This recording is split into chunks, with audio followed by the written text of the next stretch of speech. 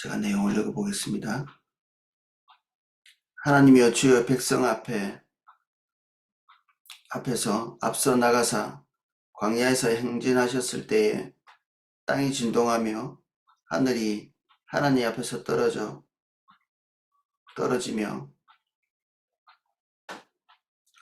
저 시내산도 하나님 곧 이스라엘의 하나님 앞에서 진동하였나이다.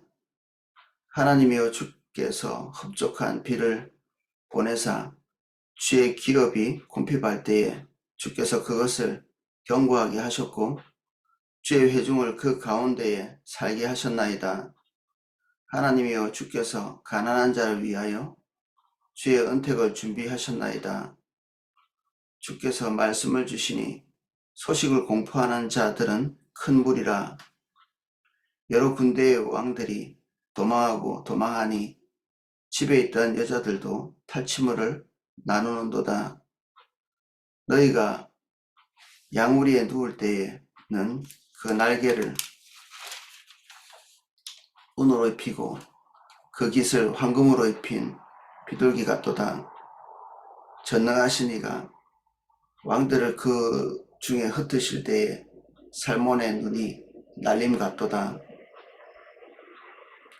바산의 산은 하나님의 산이며 바산의 산은 높은 산이로다. 너희 높은 산들아 어찌하여 하나님이 계시려 하는 산을 시기하여 보느냐.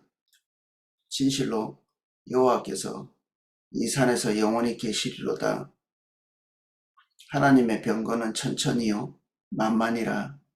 주께서 그 중에 계심이 신의 산 성소에 계심 같도다.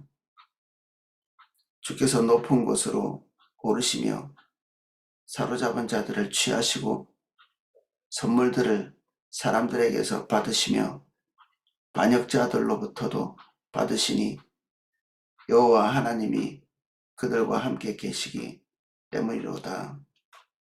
아멘.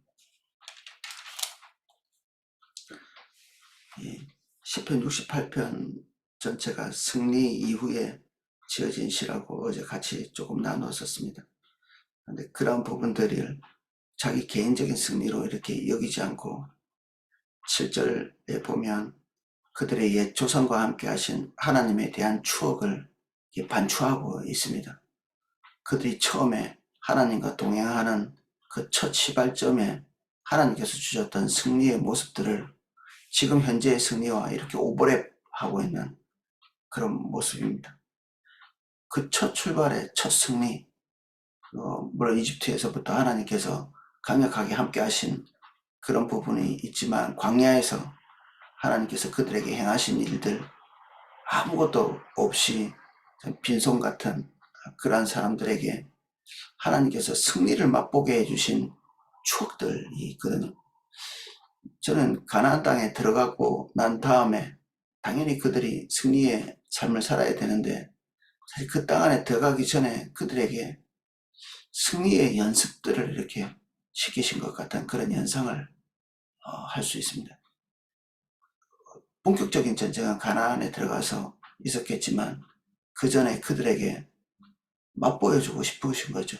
승리를. 이스라엘 백성들의 원래 신분은 노예잖아요. 이 사람들은 승리를 맛볼 수 있는 그런 존재들은 아니죠. 그들 손으로 직접 나가서 싸워서 승리를 쟁취하는 놀라운 일이죠. 그들의 인생에. 하나님이 위대하신 것들은 그들 눈으로 이집트에서 이미 봤지만 하나님과 같이 동행해서 그들 손에서 승리의 어떤 근거들이 만들어지는 당연히 하나님의 은혜죠. 근데 동시에 그들과 하나님과 이게 콜라보가 되어 있는 거죠. 어쩌면 이 이집트 안에서 그들이 탈출해 나왔을 때는 그들이 할 것이 아무것도 없는 그냥 하나님께서 그들을 옆으로 보호하시고 전적으로 하나님 거기에 개입된 것은 이집트로 구원의 역사를 이루기 위해서 부르셨던 모세와 아론 정도 함께한 것이고 이스라엘 백성 전체의 승리는 아니었죠. 하나님의 승리였을 뿐. 근데 하나님께서 늘 당신이 원하시는 그 승리를 위해서 혼자 일하시는가? 네, 그렇게 하시지 않는 것입니다. 우리를 구원하신 이후에는 그 길을 함께 동행하는 것에 하나님께서 엄청난 큰 의미를 부여하고 계십니다. 하나님이 다 하시면 물론 훨씬 더 잘하시겠지만 우리를 같이 동행할 수 있도록 초청하신다는 것은 영광스러운 일이죠. 함께하지 않는 승리, 하나님께는 그렇게 큰 의미가 있겠나 싶습니다.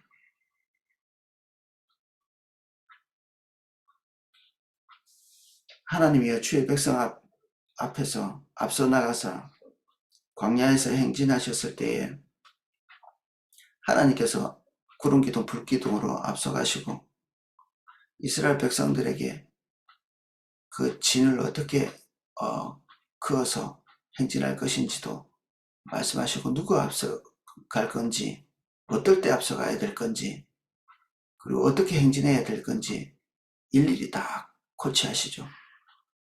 그리고 그 행진하는 그 무리에게 군대라는 이름을 붙여주시거든요. 군대는 뭐 오늘날에도 한 최소한 어느 정도 군사훈련을 한 사람들이 군대지 그냥 아무 전쟁도 한번 안 치러본 이 사람들에게 군대라는 이름을 그때 붙여주시거든요.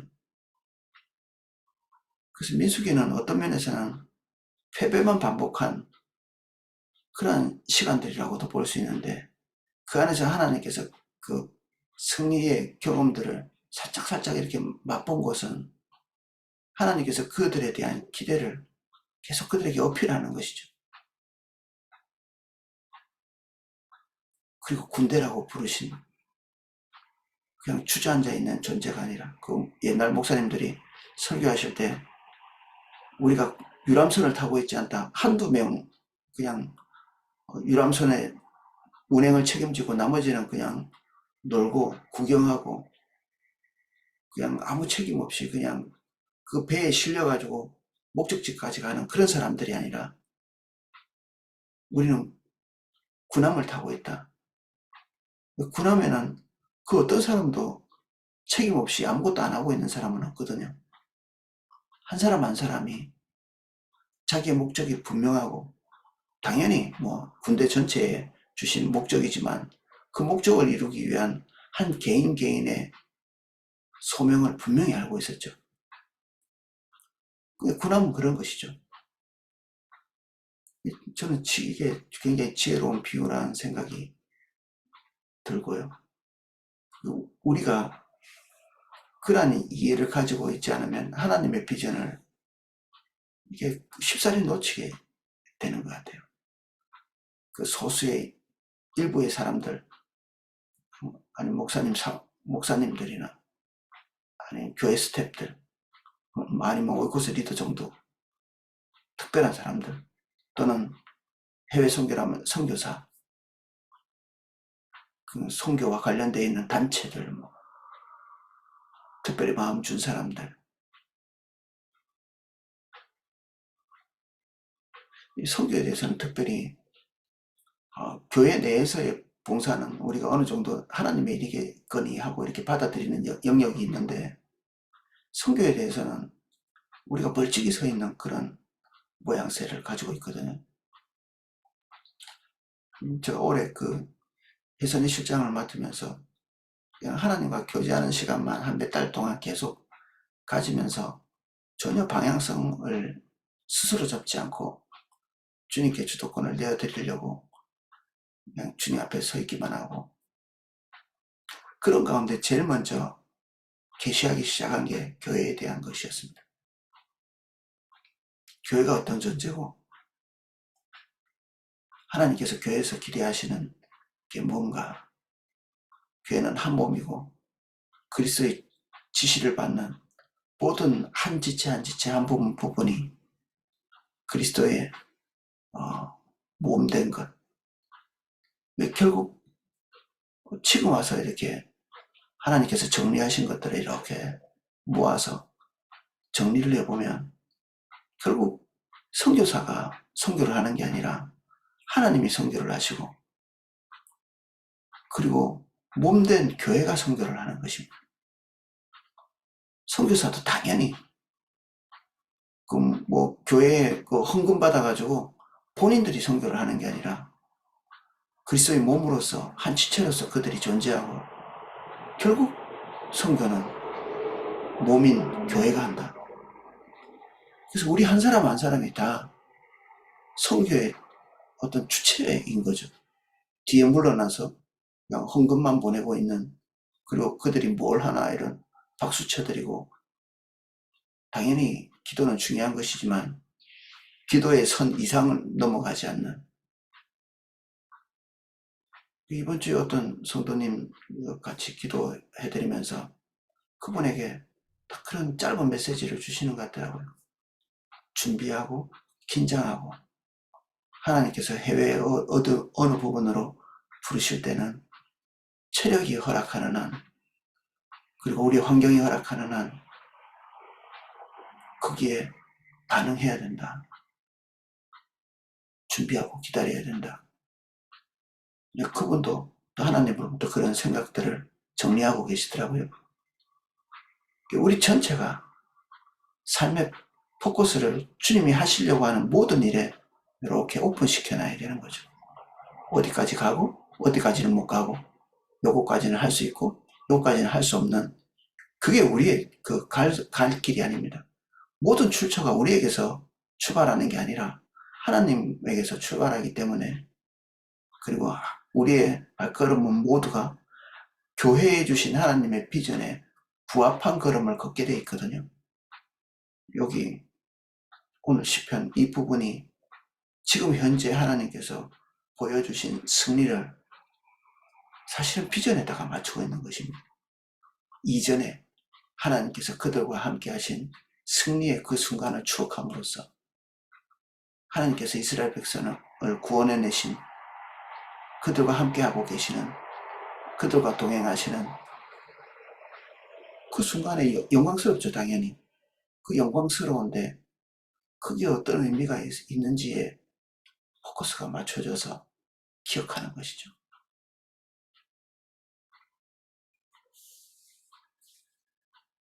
땅이 진동하며 하늘이 하나님 앞에서 떨어지며 저 신의 산도 하나님 곧 이스라엘 하나님 앞에서 진동하였나이다. 이 진동은 하나님의 현현, 하나님의 임재를 어떤 상징하는 자연적 현상들이죠. 보통 신약 시대도 하나님의 임재가 강력할 때 옥토가 흔들린다든지 그런 것을 동반하기도 하고 그렇죠. 이런 자연적인 현상들을 경험한 분도 제가 들은 적이 있는데, 하나님은 영적 세계만 관장하시는 분이 아니시잖아요. 이 생과 내세, 영적인 세계와 이 물리적 세계, 물리적 세계는 존재하는 모든 것입니다. 눈에 보이는, 확인할 수 있는 모든 것, 그것도 하나님의 다 세계죠. 당연히 영적인 세계, 보이지 않는 세계도 하나님의 세계입니다. 이 두 세계가 다 실존하시는 하나님의 활동 영역이죠. 그래서 우리는 여기에 구분도 사실은 없어야 됩니다. 우리는 아직 육신 안에 있지만 이미 영생의 삶을 살고 있는 그런 사람들이거든요. 죽고 난 다음에 우리가 영생의 삶을 사는 게 아니라 지금 주님을 알아가고 있고 주님과 동행하고 있고 예수님의 속죄를 우리가 수용했고 믿고, 그러면 영생의 삶에 이미 들어온 것입니다. 육신을 벗고 육신을 입고 이런 것들은 또 차후 문제죠. 하나님은 경계가 없으시다. 초월하시는 분이시고 주님과 동행하는 우리도 초월적 존재입니다. 이 생과 내세를 초월하는, 그리고 영적인 세계와 이 물리적 세계, 이 우주라고 통칭하는, 우주는 눈에 보이는 모든 것이 우주이거든요. 눈에 보이는 모든 이 세계, 그 세계를 통치하십니다, 하나님께서.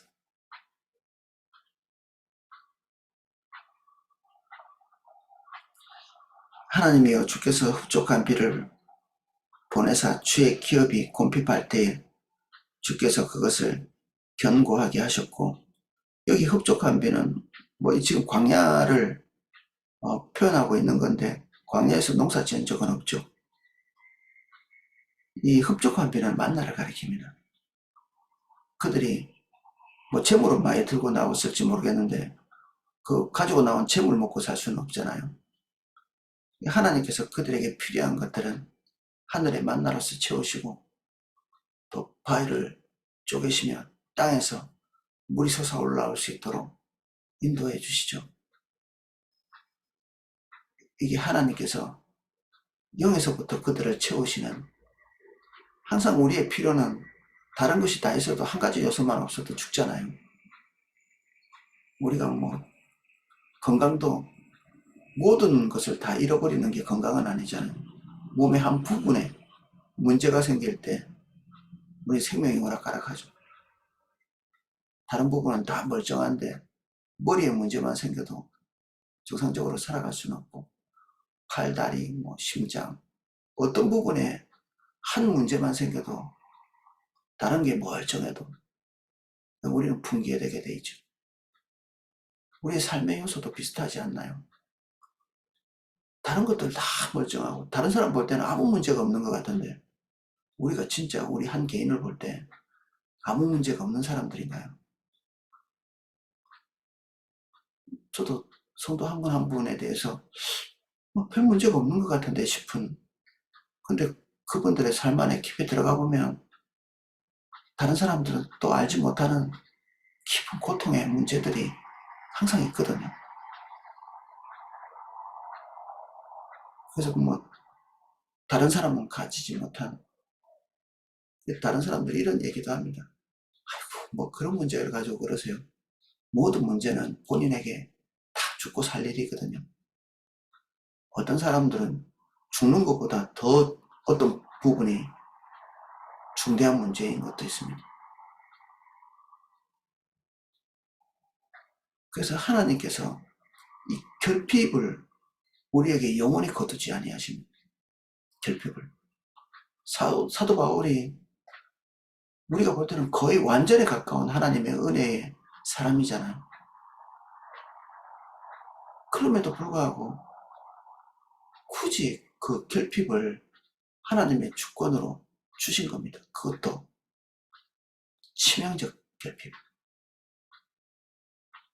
그것이 무엇인지는 모르지만 뭐 아주 작은 문제인데 하나님 앞에 그렇게 아둥바둥 매달렸을 것 같지 않죠.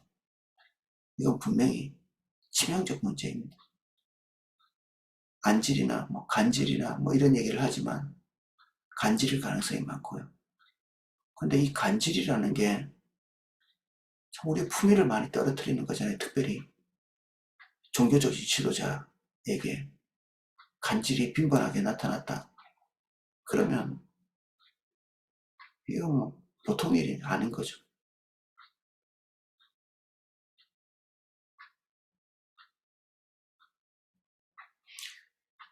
그러한 결핍들이 하나님의 개입을 촉발하는 그 통로가 됩니다. 은혜죠, 은혜. 재앙이 아니고. 우리에게 있는 결핍이, 그 결핍을 통해서 하나님의 역사가 일어나고 우리가 교만의 나락으로 빠지지 않을 수 있게 하는 장치가 됩니다. 우리가 한두 번 구해서 해결이 되지 않는 그런 결핍이라면 그냥 내려놓는 게 낫습니다. 내려놓는 것이. 될 때까지 기도하라고 우리 많이 배웠는데 그것은 하나님의 비전과 속하여, 비전에 속해 있는 부분은 그렇게 하시고 우리의 개인적이고 사사로운 결핍과 그런 고통의 문제들은 감사로 그냥 받아들여야 됩니다. 감사로.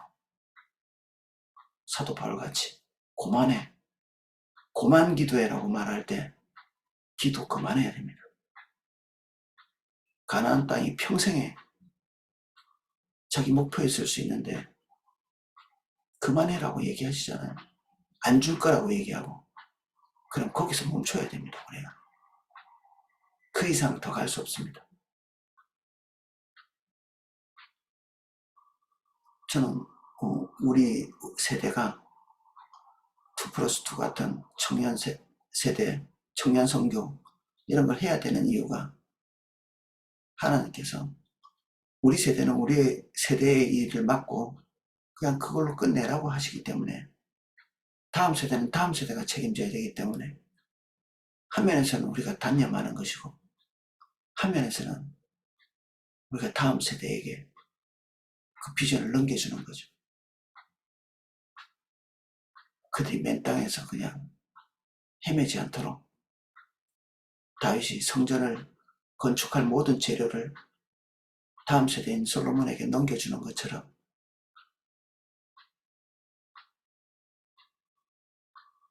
우리가 가야 될 선이 분명히 정해져 있고 우리의 다음 세대가 맡아야 될 게 정해져 있고 우리의 축복의 선도 정해져 있습니다. 하나님은 무한정 우리에게 주시는 분이 아니십니다.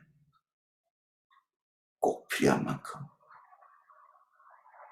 우리의 비전에 합당한 것들을 우리에게 주십니다. 그래서 우리가 가지고 있는 어떤 은혜, 은사, 우리의 자원 모든 것이 다 하나님의 비전과 직접적 연관이 있습니다. 하나님의 비전과 직접적인 연관이 있습니다.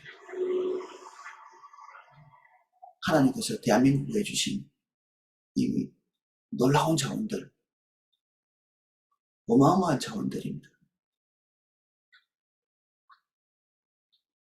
이런 자원들이 우리가 받은 복이 하나님의 비전과 직접적인 연관이 있습니다. 이런 이해를 상실하면 이스라엘 백성하고 똑같은 길을 걸어가는 것입니다.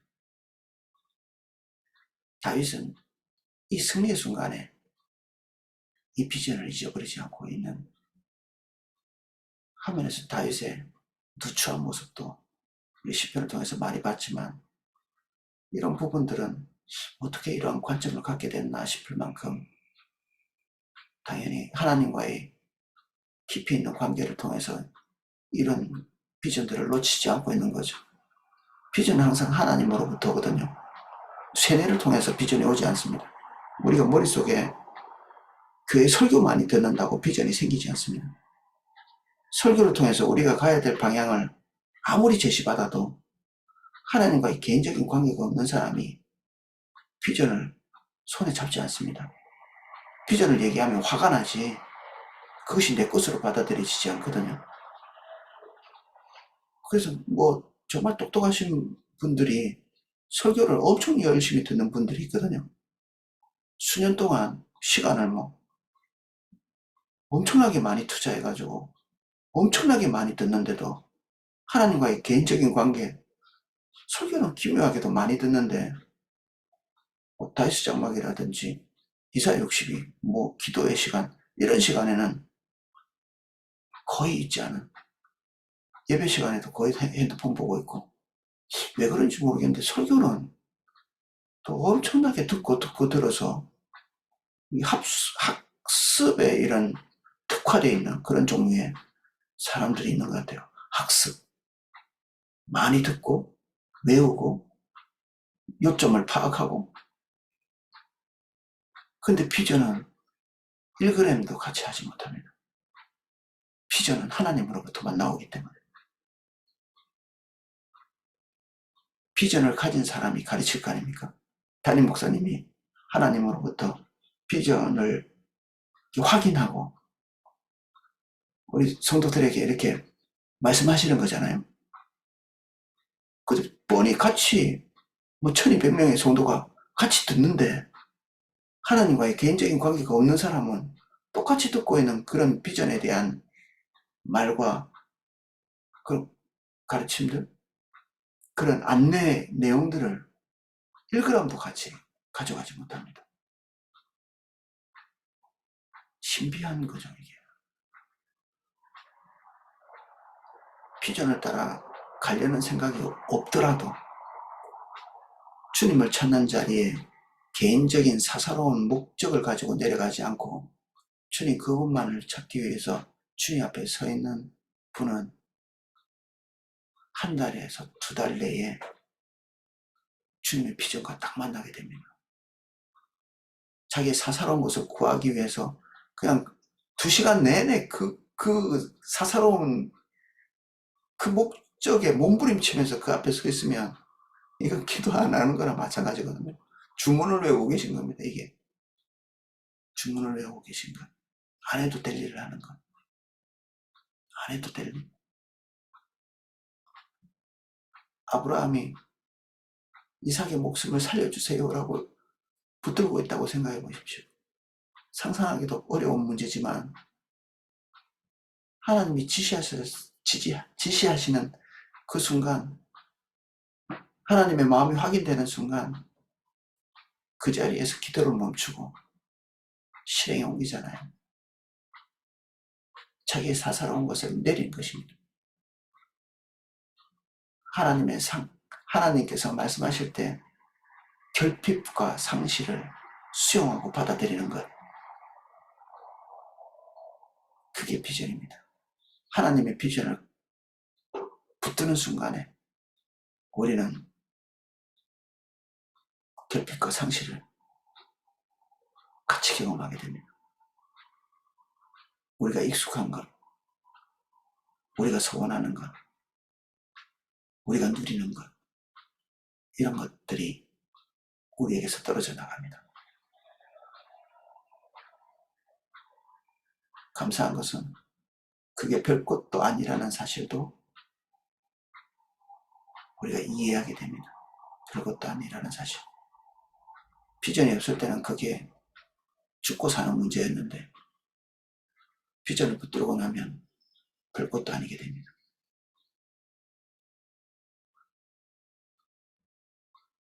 이게 착한 그리스도인에서 하나님의 사람으로 넘어가는 경계선에서 일어나는 일이죠. 그 경계선에서. 많은 분들은 착한 그리스도인으로서 그냥 생을 끝내고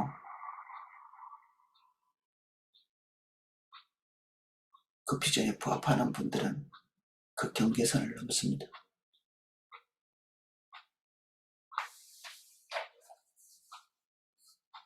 주의 회중을 그 가운데 살게 하셨나이다. 10절입니다. 하나님이여 주께서 가난한 자를 위하여 주의 은택을 준비하셨나이다. 우리는 늘 결핍 속에 있기 때문에 우리가 그렇죠.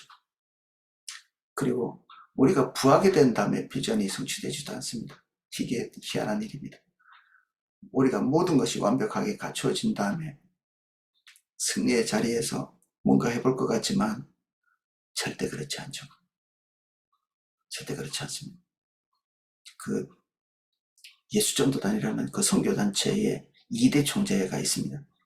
그 총재가 이게 그 남미 출신의 사람인데 보통 그 예수전도단이라는 단체는 예수님을 믿고 6개월 정도의 그 훈련 기간을 거치고 그 사람들을 해외 선교로 부름받는 6개월도 참 길지는 않죠. 근데 남미에 있던 그 예수전도단 그 센터들은 굉장히 우려스럽지만 6주를 교육한 다음에 보냈습니다. 6주를 이게 예수님을 믿고 6주 만에 선교사로 가는 이 말이 되나 싶은데 제가 읽은 그 책에는 하나님의 어마어마한 역사들이 그 6주 된 그리스도인에게 나타나는, 나이도 많지도 않습니다. 우리가 볼 때는 뭐 애기들이죠. 우리 아들, 딸도 20살이 넘었는데, 이제 막 20살 된 그런 청년들이 설교지로 나가서, 뭐, 경험이 없으니까 뭐, 엄청나게 위험한 행동, 그 무모한 어떤 발걸음, 그러니까 오늘날 그 선교 전략적 차원에서 볼 때는 해서는 안 될 행동까지도 하고 있는데, 그런 것들을 하나님의 초월적 개입을 통해서 다 막으시고, 패배가 마땅한데 승리의 정점에 서 있는. 그래서 독일 선교사님이 오셔서 저와 대화하는 가운데서 그분이 말씀하신 게 그겁니다. 제가 20년, 30년 동안 그 선교단체에서 늘 전략을 20년, 30년 전략을 그렇게 논의하고 이렇게 하자, 저렇게 하자. 어떻게 하면 이 난관을 돌파할 것인가. 그랬는데 자기 손에 남은 게 없다는 거예요. 전략이 하나님의 일을 하는 게 아니고 하나님 그분이 하나님의 일을 하시는 거고.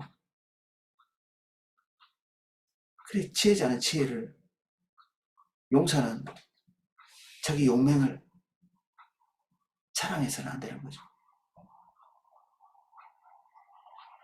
우리가 주님의 역사를 경험하기에는 이미 너무 지혜롭고 입이 너무 노련한 거 아닌가 싶기도 합니다. 저만 해도 청년들 보면 훅 놀랄 때가 있거든요. 저렇게 행동하면 안 될 텐데. 청년들이 가지고 있는 그 빈틈, 우리 눈에 얼마나 많이 보입니까? 하나에서부터 열까지. 그래서 우리는 기본이 안 돼 있어 이렇게 얘기하는데, 그 기본이라는 게 도대체 뭔가. 우리가 기본이 안 돼 있다고 말하는 그 빈틈을 그대로 가지고 있는 청년들을 통해서 하나님께서 행하시는 일들. 이번에 2+2 간 그 2명의 자매도 그 저와 가까이 있던 자매들인데, 엄마가 볼 때는 항상 그러시거든요. 시집이나 가지 뭐 이런 얘기를 하시는. 뭔가 이렇게 미덥지 않은, 뭐 부모님 눈에 다 그렇게 보이지만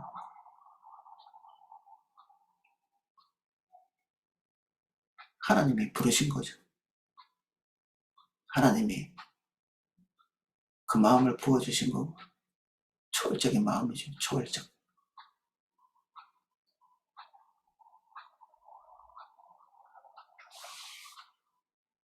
주께서 말씀을 주시니 소식을 공포하는 여자들은 큰 무리라. 아마도 이 소식을 공포하는 여자들은 승리의 소식을 나누는 자들, 우리가 그 미리암의 찬양, 우리가 미리암의 찬양의 그 말과 적군을 이렇게 던지셨다, 무리에. 그런 노래들 기억하잖아요. 출애굽기에 나오는 이런 노래들, 승리를 공포하고 선언하고.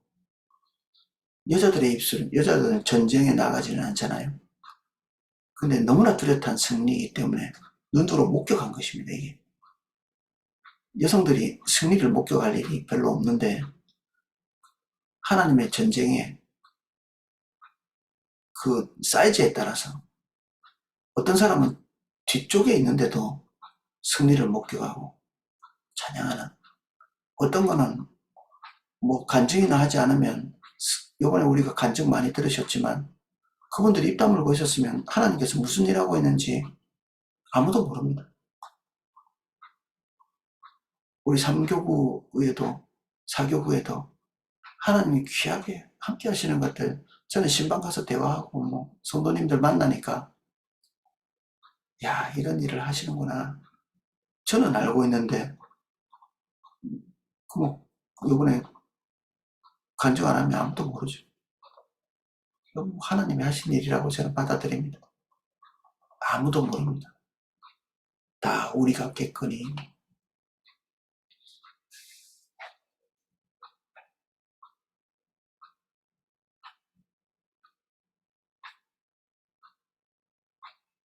승리가 멀리 있지 않고 사실은 우리 근처에 있을 수 있습니다.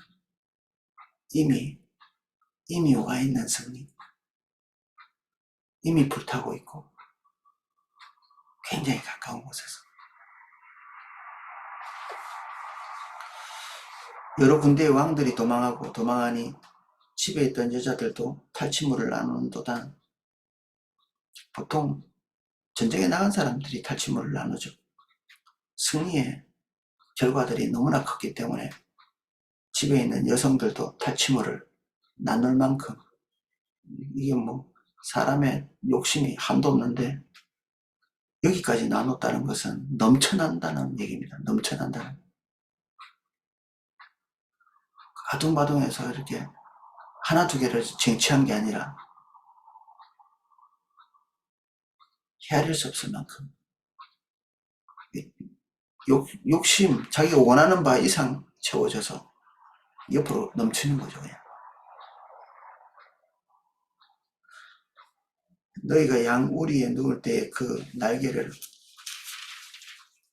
은으로 입히고 그 깃을 황금으로 입힌 비둘기가 또다. 비둘기가 날아갈 때 어떤 노을에 황금빛으로 빛나고 은빛으로 빛나는 그런 모양새 같이 하나님의 영광을 경험하는 거죠. 이스라엘 백성들이 승리할 때 적들의 눈에는 어마어마한 존재로 보였겠죠. 이게 실제일까요? 세상에는 사실은 뭐 실제라는 것이 존재하지 않는 실제라는 것. 뭐 도대체 우리가 뭘 실제라고 그런지 모르겠어요. 실제. 이게 우리 물질의 세계도 우주도 있잖아요. 실제라고 이렇게 부르는데 사실 다 그 원자의 그 깊이 있는 데까지 들어가면 에너지 형태밖에 없거든요. 우리가 뭔가를 만지고 있다는 것은 이 물리학적으로는 이게 전자기력이 내 손을 서로 반발해서 이게 뭔가 만져지는 것입니다. 전자기력. 서로 물질과 물질 사이에 서로 반발하는 힘이 뭔가를 만지고 있다는 느낌을 주는 것이거든요. 하나님께서 우리에게 오셔서 하나님의 역사를 강하게 나타나실 때는 사람들의 눈에 우리는 좀 특별한 사람처럼 보입니다. 저 사람은 굉장히 특별한 사람이야. 근데 이스라엘 백성이 특별한 존재인가요? 지금 이 승리의 정점에 있잖아요. 다윗의 군대, 승리의 정점에 있는 마치 평범한 비둘기인데 은으로 덮인 것처럼, 금으로 덮인 것처럼 그렇게 보이는 거죠. 사도 바울이 자기 고백을 하잖아요. 정말 이 도대체 가공할 하나님의 역사들, 이런 것들이 그냥 매일의 삶에 나타났던 사도 바울이 고린도 교회 성도들에게 내가 너희들 가운데 있을 때 무서워서 떨었다 이렇게 돼 있잖아요. 내가 마음이 오그라져 가지고 떨었다.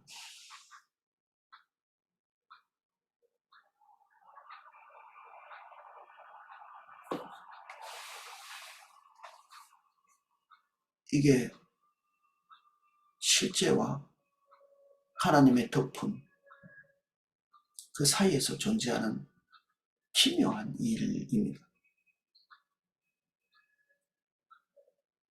우리는 우리 스스로 보기에도 정말 메뚜기 같았다 뭐 이런. 지금 이 승리하고 있는 사람들이 다 메뚜기들입니다.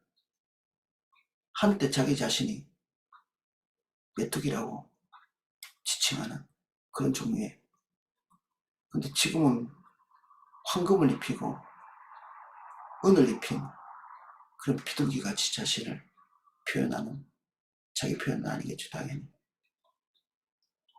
그래서 우리의 이미지 그리고 사람들의 평가, 이게 하나님으로부터 그냥 오는 것입니다. 때로는 누추하고 더럽고 쓸모없는 존재 취급으로 당하는 나도 하나님 만나고 나도 주님 앞에서 진실한데 아무도 알아주지 않는 그런 때가 있고요. 별것도 아니고 어제와 내가 다를 바가 없는데 오늘 갑자기 하나님의 명예로운 이름, 명예로운 자리, 대단한 사람인 것처럼 사람들이 생각하고 뭐 오는 명예를 막을 필요도 없고 하나님이 가져간 명예를 우리가 갖겠다고 아둥바둥할 필요도 없는 명예는 도구에 불과합니다. 그런 것이 왔을 때 지금 일할 땐가 보다. 하나님이 일하게 하시나 보다. 가져가시면 지금 쉴 땐가 보다. 사람들이 나를 누추하게 생각해서 아무 자리에도 안 쓰시면 그냥 그 자리에서 주님 찾고 있으면 됩니다. 지금은 주님께서 당신의 비전으로 우리를 초청하고 계시죠. 전능하신 이가 왕들을 그 중에 흩으실 때에 살몬의 눈이 달린 같도다. 아름답게 표현했지만 사실 전장에서 적들의 머리가 이렇게 떨어지는 그런 추풍낙엽이 이런 거 비슷한 겁니다. 추풍낙엽처럼 이렇게 된다. 이게 고대 전쟁에서 사람의 팔과 머리가 막 떨어져 나가는 이게 적들의 머리를 상징하는 거죠. 큰 승리에 대한 표현인데 그냥 이렇게 승리이기 때문에 아름답게 표현하는 거죠. 승리이기 때문에. 눈이 날리는 것처럼 날려지는 이 성경에는 종종 이런 그 잔혹한 표현들인데 아름답게 표현되어 있는 그런 게 있습니다. 포도주 틀을 밟는 그런 어떤 사람의 그 풍요를 상징하는 것이기도 한데 한면에서는 적들의 머리에서 흘러나오는 그런 피의 강이 흐르는 그걸 포도주로 비유해서 선지자의 입을 통해서 그런 것들을 그 은유로 나타내는 그런 경우가 있거든요.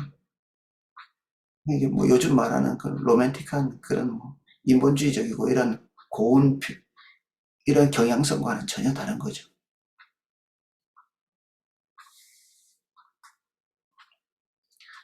너희 높은 산들아 어찌하여 하나님이 계시리 하는 산을 시기하여 보느냐. 예루살렘을 말합니다.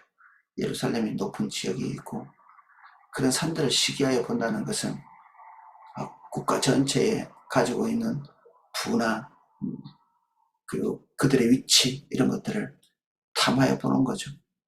세상 사람들은 좀 웃기게도 교회 안에 있는 헌금만 좋아합니다. 좀 헌금 엄청 많이 거둬지네 이런 거. 세상 사람들의 관점이죠 이게. 거기에 우리도 동조할 때가 있습니다. 바보같이. 그들의 누추한 생각을 같이 가지고 그들의 울림에 공명할 만큼 우리가 누추해진 거죠. 이 공명이라는 것은 주파수가 똑같이 해야 울리거든요. 우리 그 초등학교 때 우리 말굽자석 한쪽을 치면 말굽 그 어떤 쇠 이런 것들을 한쪽에 치면 똑같은 모양인 경우에는 이게 웅 하고 같이 울리거든요. 한쪽을 쳤는데 한쪽만 울려요. 이 주파수가 똑같기 때문에 그렇습니다. 이 어떤 약한 주파수도 큰 철 다리를 무너뜨릴 수도 있습니다. 주파수가 똑같을 때.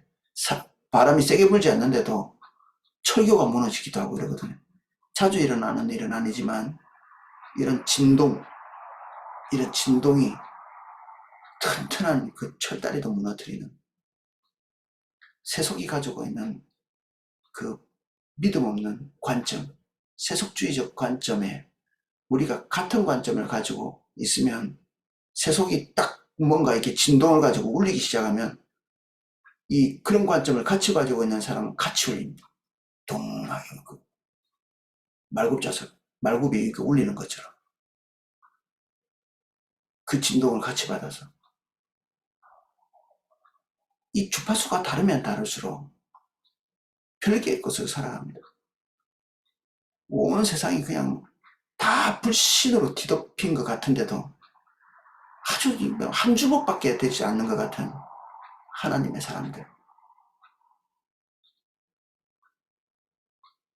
그 사람들이 전혀 그 울림에 동조하지 않는, 오히려 하나님의 사람들의 울림이 그들 전체를 뒤집어 엎는,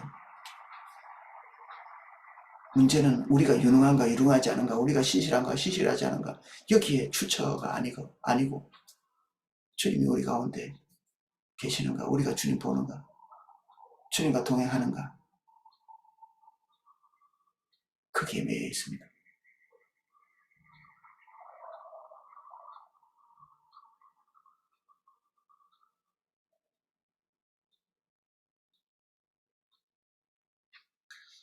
하나님의 병거는 천천히요 만만이라 주께서 그 중에 계심이 시내산 성소에 계신 같도다. 지금 전쟁터인데도 성소에 계시는 하나님을 부르고 있잖아요. 성소에서 당연히 하나님의 임재가 있어야 되는데 전쟁터에도 동일하게, 이 병거는 진짜 병거가 천천히요 만만인가요? 이스라엘 백성은 병거를 가져본 일이 없습니다. 없죠. 병거가 없습니다. 천천도 아니고 만만도 아니고 단 한 대의 병거도 없습니다. 병거가 수레가 있으려면 텐트를 싣고 가는 그 정도의 수레 정도, 성막을 싣고 다니는 그 수레 몇 대 정도, 성경에 나와 있는 것은 그렇습니다. 병거 없습니다. 그런데 하나님의 병거를 말하고 있는 거죠.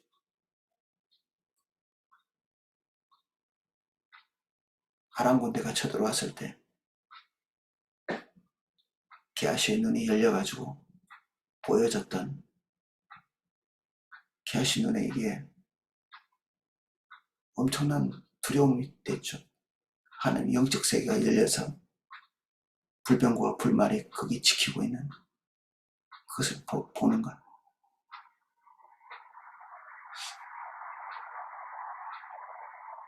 똑같은 표현입니다. 주께서 높은 곳으로 오르시며 사로잡힌 자들을 취하시고 선물들을 사람들에게서 받으시며 반역자들로부터도 받으시니 여호와 하나님이 그들과 함께 계시기 때문이로다. 하나님께서 믿는 자들의 감사의 헌금도 받으시지만 믿지 않는 자들의 심판을 통해서 그들이 가지고 있는 것들을 다시 빼앗아 가시는 거죠. 만물의 주인은 하나님이시기 때문에 그렇습니다.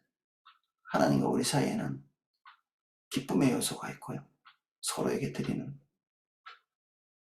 주인이시지만 기쁘게 드리는 우리의 중심을 향기로워하시죠. 하나님의 승리의 정점에 있는 모습들을 우리가 살펴봤습니다. 사모함, 그 승리를 사모하도록 하나님께서 우리에게 계속해서 이렇게 어떤 충동 같은 것을 주시지 않나요? 주의 얼굴을 아무 목적 없이 찾는 그 자리에서 이런 하나님의 일에 대한 그런 충동, 이런 것들이 자연스럽게 우리에게 일어나게 되십니다. 마치 공명이 되는 것처럼. 세속에 공명하는 사람도 있고 주님께 공명하는 사람도 있습니다. 우리의 삶이 주님께 공명해서 흔들리고 진동이 되기를 예수 그리스도 이름으로 축복합니다. 기도하겠습니다.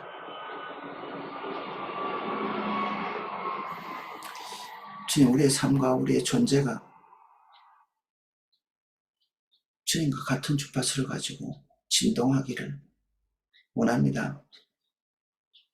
세상이 아무리 큰 소리로 울려도 그들과 우리가 같은 주파수가 아닙니다. 그들은 그들의 울림이 있고 우리는 우리의 울림이 있고, 우리의 길을 정하시는 분은 하나님이시오니 지금 우리의 손에 붙들고 있는 모든 것들은 내려지고 주의 길 갈 수 있도록 도와주십시오. 모든 것을 해결한 다음에 가지 못합니다. 지금 이 자리에서